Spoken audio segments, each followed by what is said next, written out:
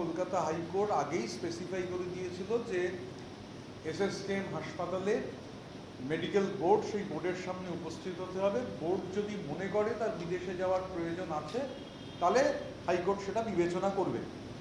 কলকাতা মানে ওনার বাড়ি থেকে এসএসকেএম এর দূরত্ব খুবই সামান্য, তো সেই দূরত্বে না গিয়ে উনি চলে গিয়েছিলেন 1545 কিলোমিটার দূরে সুপ্রিম কোর্টে। তো মহামান্য সুপ্রিম কোর্ট তারা ব্যাপারটা হাইকোর্টকে 7 দিনের মধ্যে নিষ্পত্তি করতে বলেন। আজকে হাইকোর্টের মহামান্য কলকাতা হাইকোর্ট তারা বলেছেন যে না, এটা বাইরে যাওয়ার যে আবেদন রয়েছে সেই আবেদন খারিজ করা হয়েছে। এবং যেটা দেখছিলাম আর কি, যেটা শোনাও যাচ্ছে যে ওনার আইনজীবী আর কি, যদি কথোপকথনটা দেখি আর কি, মানে উনি বলেছেন আমি যেখানে চিকিৎসা করাই সেখানেই যেতে চাই আর কি। তো আমি নিশ্চিত মানে এ ঘরের কারুর তো প্রশ্নই নেই, আপনি সারা রাজ্যেও মানে খুঁজে পাওয়া খুব দুষ্কর যে মার্কিন যুক্তরাষ্ট্রের বাল্টিমোরের মেরিল্যান্ডে জন হপকিন্স হাসপাতালে কে চোখ দেখাতে যান আর কি। আমাদের কলকাতা উপকণ্ঠে ইস্টার্ন মেট্রোপলিটন বাইপাসে একাধিক অত্যন্ত অত্যাধুনিক চোখের হাসপাতাল হয়েছে। নেত্রালয়ম বলে একটা হাসপাতাল রয়েছে, আধুনিক মানে অসম্ভব আধুনিক প্রযুক্তি সহ সেই হাসপাতাল অপারেট করছে, প্রাইভেট হসপিটাল। বা আমাদের দেশে ধরুন এলভি প্রসাদ রয়েছে হায়দ্রাবাদে, চোখের চিকিৎসার ক্ষেত্রে আমাদের দেশের সবথেকে গুরুত্বপূর্ণ আই হসপিটাল। এখন এই যে মানে আমি কোথাও যাব না, মানে অদ্ভুত একটা মানে আমি যে এটা দেখছিলাম মানে কোর্টের যে প্রসিডিংস রয়েছে সেই প্রসিডিংসে আছে, আমি প্রসিডিংসটাই দেখছিলাম, কোর্ট প্রসিডিংসে পেলাম না। এবং ওনার আইনজীবী বলছেন যে না মানে এসএসকেএমে যাব না, যেখানে আমি দেখাই সেখানেই হচ্ছে যাব। তো মানে ওই আছে না, যেমন বেনি তেমনি রবে চুল ভেজাবো না, তো অনেকটা সেরকম ব্যাপার। এবারে আমি মানে এটা দেখছিলাম যে মহামান্য আদালত বলছেন যে এই মুহূর্তে চিকিৎসাটাই সব থেকে গুরুত্বপূর্ণ, কোথায় চিকিৎসা হচ্ছে সেটা বিষয় নয়। উত্তর হচ্ছে আমি আগে যেখানে চিকিৎসা করিয়েছি সেখানেই যেতে চাই, এসএসকেএম হাসপাতালে আমি যাব না। মানে আদালতেরও ঊর্ধ্বে আসলে মানে পিসির অভয়ারণ্যের মধ্যে থাকতে থাকতে গোটাটাই যেহেতু মগের মুলুকে পরিণত হয়েছিল, মানে আদালতের কথাও হাইকোর্টের কথাও কিছু নয়, সুপ্রিম কোর্টের কথাও কিছু নয়, আমি যাব না। এবং তার থেকেও গুরুত্বপূর্ণ এখন যেটা মানে মানে যেটা মহামান্য বিচারপতি বলেছেন যে এসএসকেএম যদি দেশের অন্য কোনো হাসপাতালে যাওয়ার পরামর্শ দেয় আপনি সেখানেও যেতে পারেন। এবং বলছেন এটা মহামান্য বিচারপতির অবজারভেশন, আমাদের দেশের চিকিৎসা ব্যবস্থা এখন অনেক উন্নত মানের, সুপ্রিম কোর্টের বিচারপতিরাও এখানে চিকিৎসা করান। আসলে সমস্যা হচ্ছে উনি তো সব কিছুর ঊর্ধ্বে, মানে জনতার সেবক। আমি লিপস অ্যান্ড বাউন্সের ডিটেল আমার খুব একটা জানা নেই, পার্লামেন্টের এমপিরা কত মাইনে পান সেটা আমি জানি। তো পার্লামেন্টের এমপিদের মাইনেতেও জন হপকিন্সে মেরিল্যান্ডে বাল্টিমোরে ওই রকম চিকিৎসা করানো কঠিন।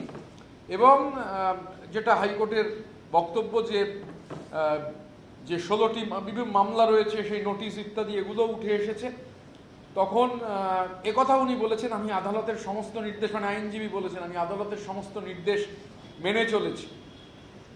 মহামান্য বিচারপতি বলছেন যে আপনার বিরুদ্ধে কণ্ঠস্বর মামলায় আদালতের নির্দেশ অমান্য করার অভিযোগ আছে। এবং মোস্ট ইন্টারেস্টিং, আমি গোটাটাই দেখছি যে আপনারা এখানে যে চিকিৎসকের প্রেসক্রিপশন দেখাচ্ছেন, মানে যে প্রেসক্রিপশন জমা হয়েছে সেখানে সংশ্লিষ্ট চিকিৎসকের রেজিস্ট্রেশন নম্বর নেই কেন? This is a very valid point. এই যে ফর্জারিতে উনি বা ওই যে সেট আপ আর কি, ওনাকে একা বললে তো লাভ নেই, মানে যে অভয়ারণ্যে উনি অবাধ বিচরণ করেছেন সেই অভয়ারণ্যের যে নেক্সাস, এখন এইটাও প্রেসক্রিপশনটাও জাল কিনা কে হচ্ছে গ্যারেন্টি করবে? একটা প্রেসক্রিপশনে এ কখনো হয় যিনি চিকিৎসক বা যারা চিকিৎসক তাদের রেজিস্ট্রেশন নাম্বার থাকবে না? এবং মহামান্য আদালত একেবারে কারেক্টলি সেটা পয়েন্ট আউট করেছেন যে রেজিস্ট্রেশনটা পর্যন্ত নেই। তো স্বাভাবিকভাবে, এবং মহামান্য আদালত বলেছেন, মহামান্য বিচারপতি বলেছেন এক্ষুনি বিদেশ যাওয়ার মতো আপৎকালীন পরিস্থিতি, এগুলো এসছে কথা। তো আমাদের কথা হচ্ছে, ধরুন আমি যে কথাটা বললাম আমার একটা চোখে প্রবলেম আছে, অনেকেরই চোখের সমস্যা রয়েছে, আমি কলকাতায় দু এক জায়গায় দেখাবার পর ডাক্তাররা বলেন যে এখন সব থেকে আধুনিক সেট আপ হচ্ছে নেত্রালয়ে, আপনি সেখানে দেখান। এবং আমি সেখানে নিয়মিত দেখাতে যাই, সত্যিই আধুনিক সেট আপ। এখন আমি তো মার্কিন যুক্তরাষ্ট্রে যাইনি, মানে এমনিই যাইনি, তো স্বাভাবিকভাবে বাল্টিমোর, মেরিল্যান্ড, সেখানে জন হপকিন্স হাসপাতাল, এগুলোতে যাওয়ার কোনো সুযোগ নেই। তবে অনেকেই এলভি প্রসাদে যান, তাদের থেকে শুনি সেখানে চোখের উন্নত চিকিৎসা হয়। পয়েন্ট হচ্ছে যে আমি শুধু জন হপকিন্সেই যাব, ঘুরে ফিরে আর কোথাও যাব না। এসএসকেএমেও যাব না, বাইপাসের ধারে একাধিক উন্নত হাসপাতাল যাব না, এলভি প্রসাদে যাব না, শঙ্কর নেত্রালয়ে যাব না, সেই যেতে হবে ঘুরে ফিরে জন হপকিন্সেই। তার কারণ হচ্ছে আমাদের আশঙ্কা যে উনি একবার যদি কোনোভাবে এই অছিলায় বেরোতে পারেন, ডিপ্লোম্যাটিক পাসপোর্ট, লাল পাসপোর্টের ইমিউনিটি সহ উনি আর এমুখ হবেন না।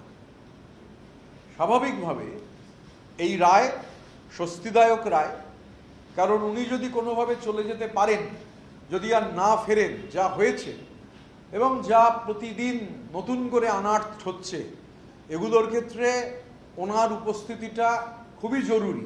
এবং এর আগেরও অভিজ্ঞতা হচ্ছে, বিজয় মালিয়ার মতো এমপিকে আমরা জানি, তৎকালীন এমপি, ওই লাল পাসপোর্টের সাহায্যে ডিপ্লোম্যাটিক ইমিউনিটি, এবং এই ডিপ্লোম্যাটিক ইমিউনিটি কিন্তু আমি আগেও বলেছি, যে দেশের সঙ্গে ধরুন আমাদের দেশের প্রত্যর্পণ চুক্তি নেই, এরকম কোনো জায়গায় যদি ডিপ্লোম্যাটিক ইমিউনিটি পান, বা এরকম অনেক দেশ আছে টাকা ইনভেস্ট করলে সঙ্গে সঙ্গে সিটিজেনশিপ হয়ে যায়, সেফ হাভেন যাকে বলে, সেই সেফ হাভেনে যদি চলে যাওয়ার সুযোগ পান সেখানে, তাহলে গোটা ডিজাইনটার মধ্যে দেখুন একটা দুটো করে মহামান্য আদালত বলছেন। নর্মালি তো, আর মমতা বন্দ্যোপাধ্যায় সবসময় দাবি করতেন যে 15 বছরে এসএসকেএম এর সাংঘাতিক উন্নতি হয়েছে। তো এসএসকেএম আমাদের রাজ্যের বেশ চিকিৎসকরা সেখানে, তাদের গঠিত বোর্ড, তারা দেখবেন। এই যে যেতে না চাওয়া, এটার পেছনে একটা কারণ আছে। কারণ দেখুন, প্রেসক্রিপশনে ডাক্তারের রেজিস্ট্রেশন নাম্বার নেই। সই-জালেও যিনি পারদর্শী, যিনি বিধানসভার স্পিকারকে চিঠি দিচ্ছেন জাল সই সহ, তিনি কোথায় কোথায় আর কি ফর্জারি করেছেন, এগুলো কম্পিটেন্ট অথরিটিটাই বলতে পারবেন। কিন্তু একটা জিনিস খুব ক্লিয়ার, মানে এই যে অ্যারোগেন্স, দম্ভ, মহামান্য আদালত বলছে যে আপনি এসএসকেএমে যান, বলছেন না। মহামান্য আদালত বলছে যে চিকিৎসাটা তো জরুরি, কোথায় করছেন সেটা জরুরি নয়, বলছে না, ওই জন হপকিন্সেই যেতে হবে।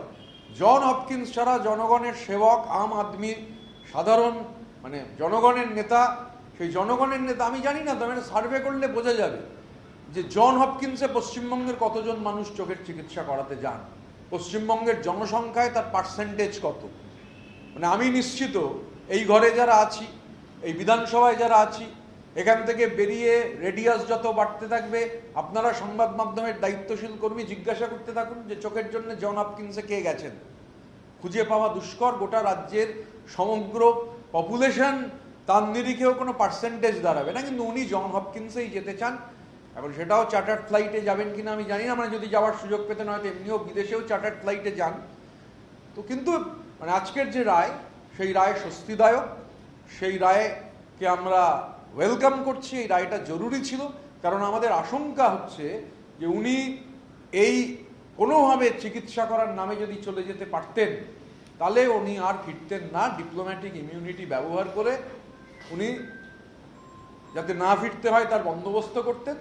আর এটাও গুরুত্বপূর্ণ, এটাও তদন্ত করে দেখা দরকার, মানে এটাও খুব ইম্পর্টেন্ট যে জন হপকিন্সের মতো হাসপাতাল, সেই হাসপাতালের প্রেসক্রিপশনে যদি রেজিস্ট্রেশন নাম্বার না থাকে ডাক্তারের, তো সেটাও কোথায় ক্যামাক স্ট্রিটে বসে ফর্জারি হয়েছে কিনা সেটাও দেখা দরকার। কারণ উনি এই ধরনের ব্যাপারে অসম্ভব পারদর্শী আর কি।